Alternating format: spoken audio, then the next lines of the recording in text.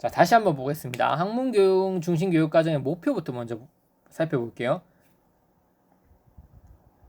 목표는 지식의 구조와 학문의 탐구 과정을 학습을 해서 지력을 개발하는 게 목표입니다. 다시 한번 말씀드리자면 지식의 구조와 학문의 탐구 과정 학습을 통해서 지력을 개발하는 거다.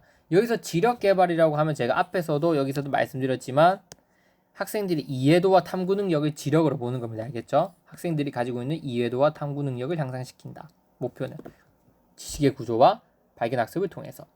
교육 내용을 보자면 학문의 기저를 이루는 핵심적 요소들로 전이성과 파지성이 강한 지식의 구조를 아이들이 반드시 배워야 될 교육 내용으로 선정한다.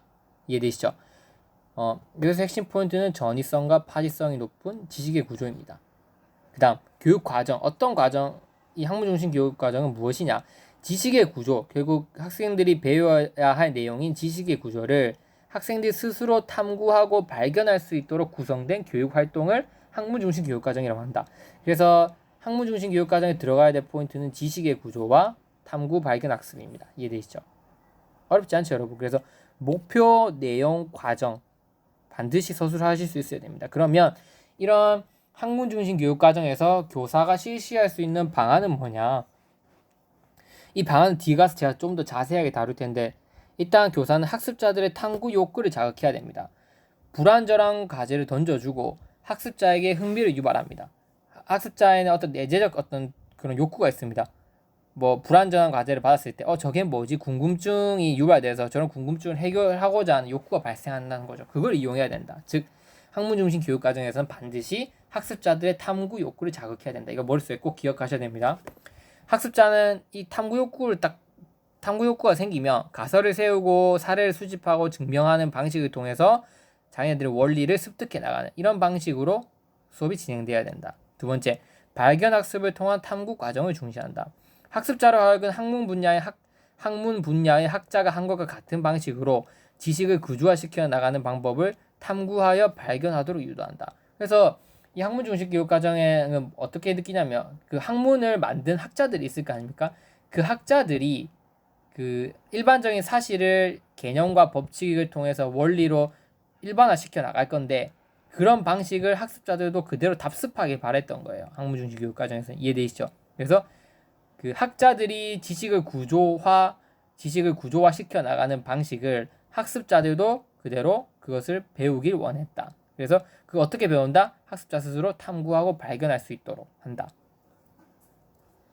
그래서 학습 방법을 꼭 쓰자면 교사의 지도 방안은 학습자들의 탐구 욕구를 자극하고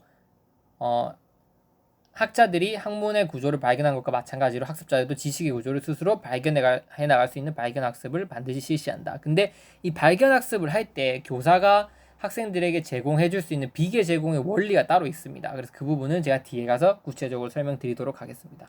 그리고 학문 중심 교육 과정에서는 나선형 교육 과정을 조직하고 또 학문 통합형 교육 과정으로 조직을 할 수 있는데 이때는 다학문적 설계나 간학문적 설계로 나누어서 학문들을 조직해 나갈 수 있다. 이해되시죠? 학문 중심도 반드시 그 구분되어 있는 학문으로 분과되어 있는 속성이 강하긴 하지만 때로는 학문을 통합적으로 운영할 수 있습니다. 그게 아이들에게 학습자들에게 그 학문을 이해하는 데 좀 더 도움이 된다면 학문을 굳이 나눠진 형태가 아니라 통합된 형태로도 충분히 가르칠 수 있다고 본 겁니다. 그래서 통합할 때는 다학문적 설계 방식으로 통합을 할 건지 간학문적 설계 방식으로 통합을 할 건지로 나눌 수 있다는 거죠. 이해되시죠? 이 페이지에서 중요하게 여러분들이 꼭 기억해야 될 건 뭐냐면 물론 다 중요해요. 근데 시험에 만약에 학문 중심 교육 과정의 목표나 내용 그 다음에 학습 방법을 쓰라고 한다면 이런 부분들을 선택해서 쓰시면 됩니다. 그래서 이런 부분들을 한꺼번에 다 물어볼 수도 있고 아니면 이 중에서 특정한 내용들을 뽑아서 시험에 나올 수도 있는 거예요. 그래서 어떻게 준비를 하셔야 되냐면 학문 중심 교육 과정을 요약해서 키워드 서술화시킬 수 있는 이렇게 이 부분을 서술하실 수 있는 연습도 하셔야 되고 제가 뒷페이지에서 다룬 내용 교육 내용에 대한 거 교육 과정에 대한 거 방법에 대한 거 조직에 대한 거 더 세부적으로 여러분들에게 말씀드릴 거거든요. 그래서 세부적으로 어떤 내용들이 있는지 그것을 서술화시킬 수 있는 방법도 연습하셔야 돼요. 그래서 학문 중심 교육 과정을 전체로 서술할 수 있는 방법과 각각 세부적으로 한 개 한 개 키워드가 또 시험 나올 수 있으니까 좀 더 세부적으로 내용을 요약화시키고 키워드화 시키는 것도 준비를 하셔야 됩니다. 무엇들이 시험에 나올 수 있는지 한번 볼까요, 여러분? 먼저 지식의 구조가 시험에 나올 수 있습니다. 지식의 구조 정의, 그리고 지식의 구조의 특징, 지식의 구조의 표현 양식 시험에 나올 수 있습니다. 한번 보겠습니다. 지식의 구조란 학문의 기저를 이루는 핵심적인 요소들로 전이성과 파지성이 강한 일반적인 원리이다. 하나의 원리라는 것은 이 지식의 구조는 원리인데 이 원리가 어떻게 만들어지냐면 사실에서부터 실시된다. 이 세상에 존재하는 여러 사실들이 개념, 법칙, 이론에 이루는 순으로 구조화되어 있다는 거죠. 그래서 사실적인 요소들을 토대로 사람들이 개념을 만들어내고 그 개념들이 모여서 하나의 법칙이 되고 그 법칙이 여러 가지 모여서 하나의 이론을 만들어낸다는 거죠. 그래서 이런 것들이 구조화되어 있고 각각 사실에서 개념이 되는 방식, 개념에서 법칙이 되는 방식들이 존재하여 학습자들은 이 전체적인 구조와 그 형성화 방식을 알고 있어야 된다. 이해되시죠? 구조화되어 있는 결과물은 지식의 구조며 사실에서 개념, 개념에서 법칙, 법칙에서 이론 순으로 뭔가 지식들이 구조화되는 방법은 형상화 방식이다. 이거는 발견학습으로 가능한 것이다. 이해되시죠? 그래서 지식의 구조를 앞으로 외우실 때는 키워드 꼭 이거 외우세요. 전이성과 파이성이 강한 일반적인 원리인데 이 원리는 어떻게 만들어지냐면 세상에 존재하는 사실, 개념, 법칙, 이론 이런 순서로 이루어지고 마지막에 존재하는 게 원리다. 이렇게 보시면 됩니다. 이해되시죠? 이런 지식의 구조는 어떤 특징을 가지고 있냐? 경제성, 생성성, 몰입성, 보편성이라는 특징을 가지고 있다. 경제성은 뭐냐면 머릿속에 저장되어야 할 양이 적은 상태인가? 즉 뭔가 기억되어야 될 내용이 많아서는 안 된다는 거예요. 지식의 구조는 딱 단순, 간단, 명료해야 된다 이 뜻입니다. 두 번째, 생성성을 가지고 있어야 된다.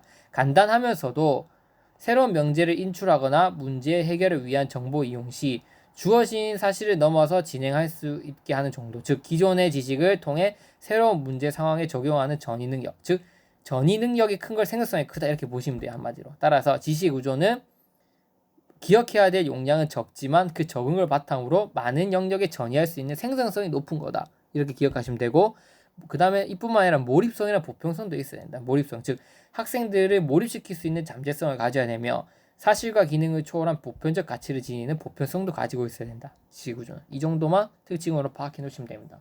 그래서 지식의 구조의 특징을 써라고 하면 이 네 가지 쓰시면 됩니다. 표현 양식은 어떠냐? 지식의 구조는 작동, 영상, 상징으로 표현될 수 있다. 지식의 구조를 표현할 수 있는 방법은 작동, 영상, 상징이다. 그래서 이 세 가지 방법으로 지식의 구조를 학습자들에게 표현할 수 있다. 그게 표현 양식이에요.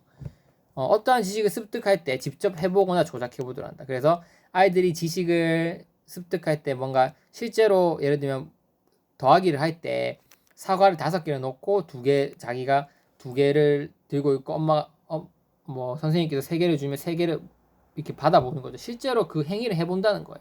이런 걸 통해서 2 더하기 3은 5라는 이 수식 원리를 파악할 수 있다는 거죠. 이게 작동적 양식입니다. 즉 지식의 구조는 낮은 아이들, 그러니까 우리 인간의 발달 수준을 따져봤을 때 구체적 조작기, 전조작기, 형식적 조작기 이렇게 나누거든요. 그러면 즉 아이들, 아직 제대로 잘 발달하지 못한 구체적 조작기 아이들에게는 작동적 양식으로 지식의 구조를 가르칠 필요가 있다. 그 다음 어느 정도 아이들이 이제 발달을 한 상태, 즉 신체적으로 발달을 한 상태에서는 영상적으로 조직을 한다. 즉 직접 해보는 건 아니고 영상으로 보는 거죠. 영상 TV에다가 사과 3개가 2개가 더해져서 5개가 되는 그 영상을 보여주면 학습이 일어날 수 있고, 마지막으로는 이것도 필요 없다. 기호로 할 수 있다. 3 더하기 2는 5다. 이렇게 해버려서 그 수학적 원리, 덧셈이라는 원리를 학생들에게 가르쳐 줄 수 있다는 거죠. 그래서 지식의 구조는 이렇게 작동, 영상, 상징 3가지로 표현될 수 있다. 이 정도만 머릿속에 기억해 주시면 됩니다.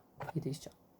그 다음으로 할 거는 학문 중심 교육 과정에서 제가 공청회를 소집했다고 그랬는데 당시 미국에서 그때 사람들이 모여서 그럼 우리 학교에서 배울 내용을 선정해야 될 거 아니냐, 많은 정보들이 쏟아져 나오는데 이때 배울 내용을 선정할 때 어떤 기준으로 배울 내용을 선정할 거냐 해서 정한 것들이 이 5가지입니다.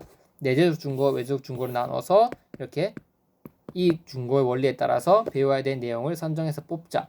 그게 바로 학문 중심 교육 과정의 교육 내용 선정 중고입니다. 이거는 강의 끊고 계속 이어서 가보도록 하겠습니다.